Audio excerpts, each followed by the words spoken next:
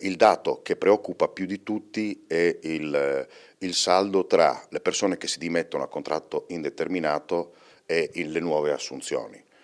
Siamo nell'ordine di nuovi avviamenti al lavoro nel 2024 pari a circa 160.000 unità, di cui la maggior parte sono, nell'ordine dell'85%, sono contratti precari.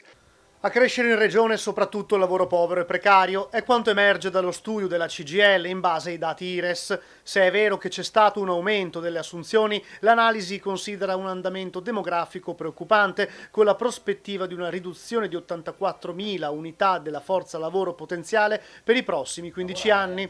Cioè ci sono sempre più persone che lasciano il Friuli Venezia Giulia e non vengono compensate da altrettante persone, altrettante professionalità.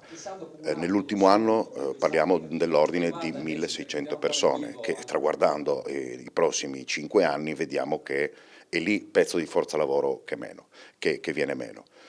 Il fenomeno dell'immigrazione, anche a causa delle leggi che ci sono, non è in grado di compensare questa perdita demografica. Un altro dato che emerge dallo studio è l'andamento negativo dei salari del Friuli Venezia Giulia, una forte perdita del potere di acquisto anche per effetto dell'inflazione e in certi settori calano le retribuzioni. Inoltre, nonostante l'aumento dell'occupazione femminile, sottolinea il sindacato, rimane pesante il divario salariale fra uomini e donne.